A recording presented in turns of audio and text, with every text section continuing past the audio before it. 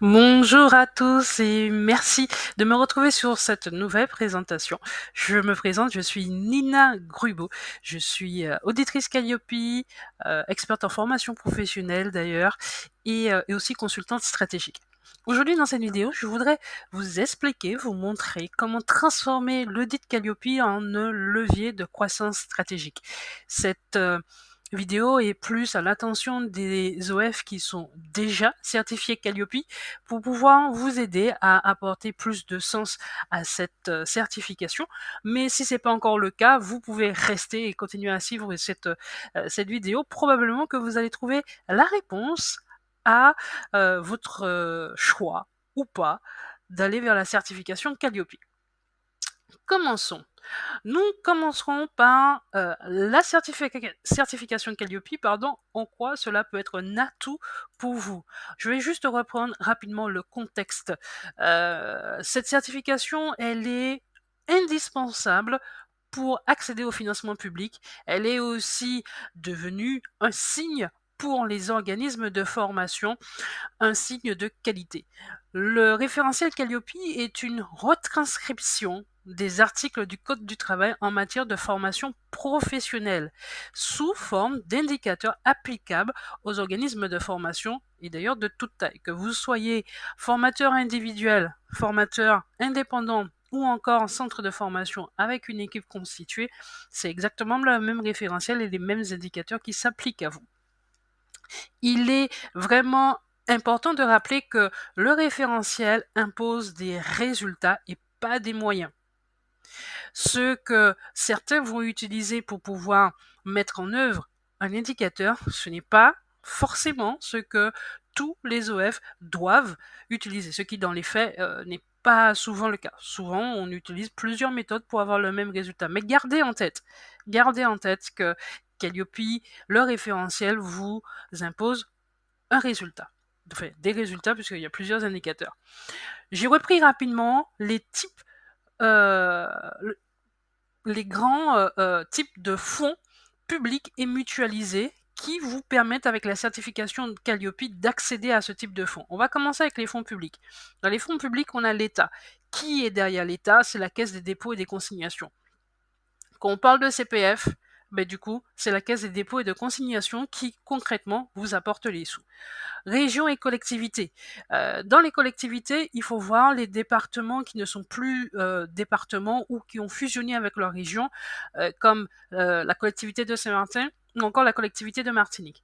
Et tous les financeurs qui sont tutelle de l'État. Certaines chambres de métiers, par exemple, sont sous tutelle de la préfecture, donc et sous tutelle de l'État. Et par conséquent, pour pouvoir accéder au financement, l'organisme de formation est obligé d'être certifié Calliope.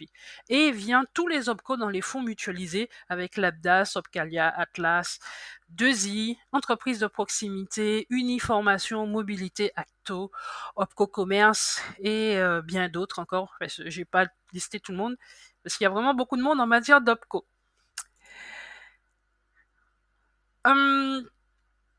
L'impact potentiel. Une fois que vous êtes certifié Calliope, vous avez accès à ces fameux financements publics et mutualisés. Vous avez une certaine reconnaissance de la qualité de vos formations. Pourquoi je dis une certaine? Vous avez une reconnaissance de la qualité de vos formations, parce que voilà, c'est devenu un marqueur de confiance pour les apprenants. On a tellement rabâché Calliope et Calliope depuis 2021, 2020, je m'en souviens plus exactement, mais depuis quelques années que voilà, c'est devenu ce marqueur de la confiance qui renforce aussi l'image auprès des prestataires, auprès des prestataires et des apprenants. On a aussi un renforcement de la crédibilité avec justement cette augmentation de la crédibilité auprès des partenaires. Calliope permet également de se démarquer sur un marché concurrentiel en prouvant l'engagement envers des normes de qualité élevées. Pourquoi c'est un engagement? Parce que voilà, vous avez signé forcément pour un cycle de 3 ans et Calliope est un référentiel sur l'amélioration continue. Donc, le système que vous avez présenté en audit initial est forcément mieux est une version améliorée que vous allez présenter en audit de surveillance et ainsi de suite. Vous allez attirer de nouveaux apprenants en lien direct avec ce renforcement de crédibilité, cette reconnaissance de qualité, ou bien l'accès à des financements auxquels vous y avez jusqu'à maintenant pas abordé, comme par exemple le CPF. Si vous n'aviez jamais fonctionné avec le CPF, mais dorénavant vous fonctionnez avec le CPF, tant mieux, vous attirez forcément de nouveaux apprenants.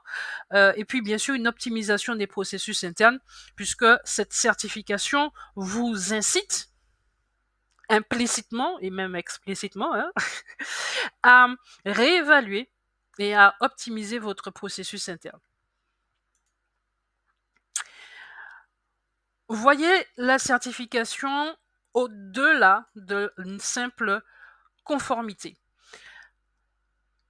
Je vous propose et je vous invite vraiment à utiliser cette contrainte d'audit tous les 18 mois, enfin j'arrondis quand je dis 18 mois, puisque c'est entre 14 et 22 en audit initial et ainsi de suite, donc je vais arrondir pour faciliter mon propos à 18 mois. Donc je vous propose d'utiliser cette contrainte des audits tous les 18 mois comme une opportunité d'amélioration. Une personne extérieure comme moi va venir dans votre structure pour évaluer vos processus. Soyez attentif, ouvert, impatient d'entendre ses remarques, ses observations, puisque cette personne, comme moi, aura vu très probablement plusieurs organismes de formation de tout type et reçoit également régulièrement des mises à jour de ses connaissances et de ses pratiques de l'organisme certificateur qui le mandate. Donc du coup, au moment de l'audit, gardez en mémoire comment vraiment comme une chanson qui vous passe dans la tête littéralement, comment cette remarque, la remarque de l'auditeur, cette observation ou encore cette non-conformité peut m'aider à améliorer ma compétitivité, enfin plutôt la compétitivité de votre organisme, tout en optimisant votre processus interne. Les deux doivent être liés. Comment optimiser ces processus internes pour améliorer sa compétitivité? Renforcer sa compétitivité, optimiser ses processus internes, améliorer la satisfaction des apprenants, optimiser les coûts. Je vais vous montrer tout à l'heure concrètement. Créer plus de valeur ajoutée, que cela devienne limite une obsession, et accéder à des financements inexploités.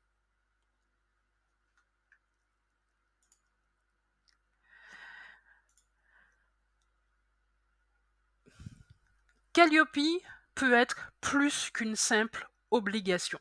Je vais vous montrer des exemples très concrets de bénéfices stratégiques que vous pouvez avoir. Quand vous avez mis en place Calliope, vous l'avez, je l'espère consciemment, mais si ce n'est pas le cas, ça va être l'occasion de le revoir ainsi, créer une organisation structurée autour du référentiel. Je vous ai mis, vous avez sous les yeux un exemple que je prends vraiment comme un exemple de base et de référence avec mes clients. Vous avez en critère 1, ce que moi j'ai renommé comme étant une communication, la communication des offres de prestations. En critère numéro 2, la collecte des besoins et des attentes des bénéficiaires. Le critère 3, la mise en œuvre des prestations, la mise en œuvre très concrète des prestations. En critère 4, l'adéquation des moyens pour garantir la qualité des prestations. Je suis au 4-5, le critère 5, la mise en œuvre des compétences et des connaissances, la mise à jour des compétences et des connaissances, toujours pour apporter plus de valeur, toujours pour améliorer la qualité des prestations. Et le critère 6, l'évolution, la prise en compte, l'évaluation de l'environnement professionnel. Et ça, je vais vous en parler aussi très concrètement tout à l'heure. Et tout ça est rebouclé par l'amélioration continue de l'ensemble de ce process.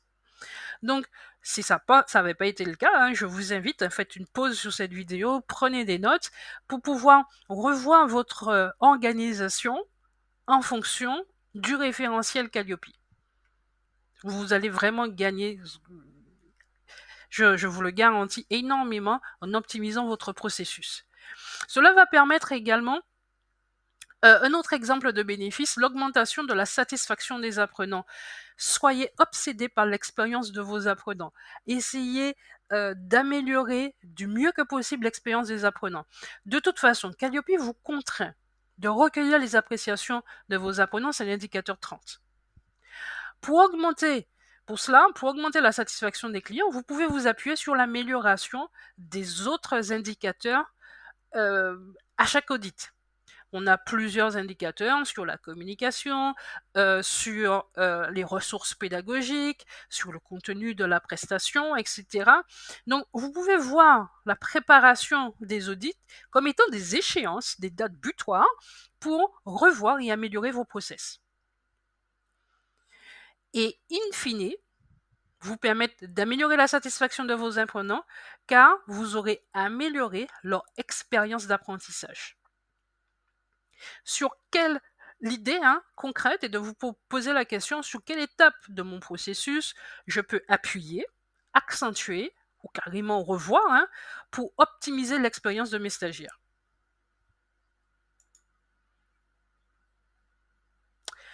Autre exemple concret, l'optimisation des coûts internes.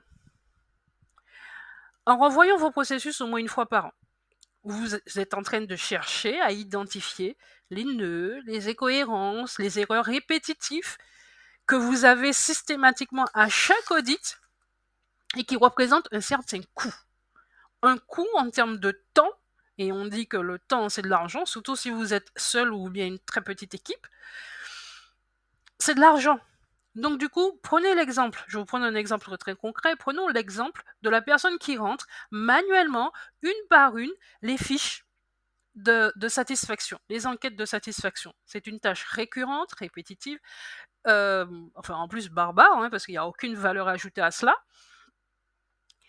La synthèse est importante, mais le fait de remplir dans un fichier Excel chacune des fiches, ça n'a aucune valeur ajoutée. Et alors que vous aurez pu allouer le temps de faire cette tâche à un meilleur investissement.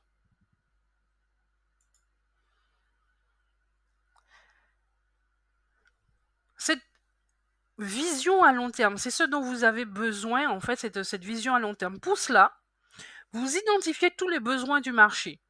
Les besoins du marché qui ont été exprimés et non exprimés aussi. Prenons l'exemple de Steve Jobs avec l'ordinateur portable. À l'époque, il a créé ce besoin avec cet ordinateur abordable à tous les ménages. Donc c'était un besoin non exprimé. Vos valeurs personnelles, on ne le dit pas assez souvent, mais la qualité de vos prestations va vraiment dépendre de vos valeurs personnelles. Ce sont les valeurs qui vous définissent vraiment votre personnalité et sur lesquelles il n'y a aucune négociation possible. Honnêteté, écologie, respect des engagements, le beau, des supports de présentation, des salles de cours très bien décorées, etc. Par exemple, chez Acquise, c'est le REB, R-E-B, qui est le fil conducteur. R pour respect, E pour entraide et B pour bienveillance. Et tous nos programmes sont construits autour de ces 3 mots.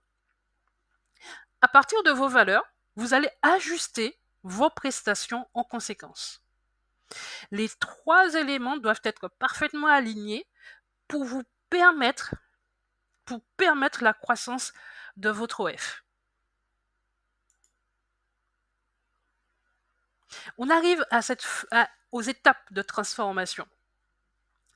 Pour transformer l'audit en levier de croissance, la première chose, ça va être de faire un diagnostic des processus existants, une analyse approfondie des processus actuels, mais aussi de l'environnement légal, technologique, métier. Pour rappel, là, je suis en train de citer les indicateurs 23, 24 et 25 du référentiel Calliope. D'ailleurs, pour ceux qui n'ont pas le référentiel, je vous mets le lien de téléchargement qui vous donnera toujours la dernière version en vigueur du référentiel Calliope, mais aussi l'environnement concurrentiel qui va vous permettre d'identifier les forces, les faiblesses, les opportunités et les menaces qui pèsent sur votre activité. Ensuite, nous allons identifier, je vous propose d'identifier vos flux de travail. Cela va impliquer que vous réalisiez une cartographie de vos différentes tâches, c'est-à-dire une description écrite de vos processus. Calliope vous demande une fois, de façon très claire, deux fois, pardon, la gestion des abandons et j'ai oublié l'autre indicateur. Mais en fait, il y a deux indicateurs. Ah oui, l'indicateur 12 sur les mesures pour favoriser l'engagement, où c'est très clairement demandé des processus. Là, ici, je vous demande d'élaborer, d'écrire l'ensemble de vos processus. L'objectif est d'avoir une compréhension précise de vos flux de travail actuels afin de déceler d'éventuelles redondances ou incohérences. Ensuite, on va passer à la phase d'automatisation et d'outils pour une meilleure performance.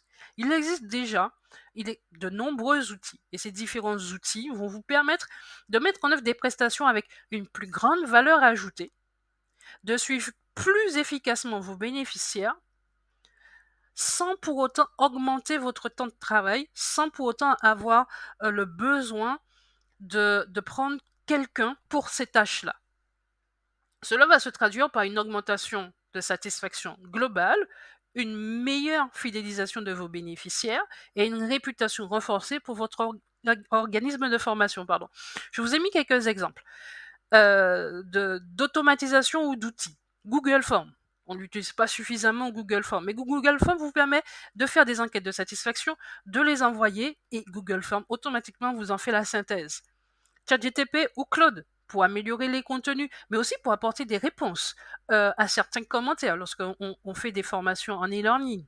Perplexity, qui vous permet d'avoir des ressources fiables, pédagogiques fiables, que vous pouvez transmettre à vos apprenants. Canva ou Prezi pour des supports innovants. Ou encore System.io pour des envois d'appréciation ou encore de relance, tout ça automatisé. Ou encore 360 Learning et Schoolmaker qui, pour les formations en e-learning, qui proposent un package assez intéressant pour gagner, encore une fois, en performance. On arrive à notre dernière étape qui est l'intégration d'un audit blanc stratégique. Qu'est-ce qu'un audit blanc stratégique? Il s'agit d'une analyse approfondie de Calliope tout en bénéficiant d'une analyse externe et objective. En gros, quelqu'un comme moi vient chez vous, dans votre organisme de formation, pour faire une analyse approfondie de ce que vous faites très concrètement. Et cela va vous permettre non seulement de renforcer vos chances de succès en audit, tout en identifiant des axes d'amélioration concrets et personnalisés pour votre organisme de formation. Notre audit blanc Calliope stratégique au Senakis. Il est réalisé par une auditrice Calliope, moi, experte en formation professionnelle sur les 4 domaines. Action de formation, VAE, bilan de compétences et CFA. Consultante stratégique, je suis consultante stratégique depuis plus d'une dizaine d'années. Nous pouvons réaliser cette prestation aussi bien en présentiel qu'en distanciel ou le mix des deux. Et à la fin, vous avez un rapport détaillé avec un plan d'action. Donc, je vous mets le lien en description. Vous pouvez retrouver toutes les informations complémentaires sur notre site internet acquise-formation.com ou encore nous rejoindre sur nos réseaux sociaux. N'oubliez pas, si cette vidéo vous a été utile, de la liker et de vous abonner à notre chaîne. Je vous dis à très bientôt.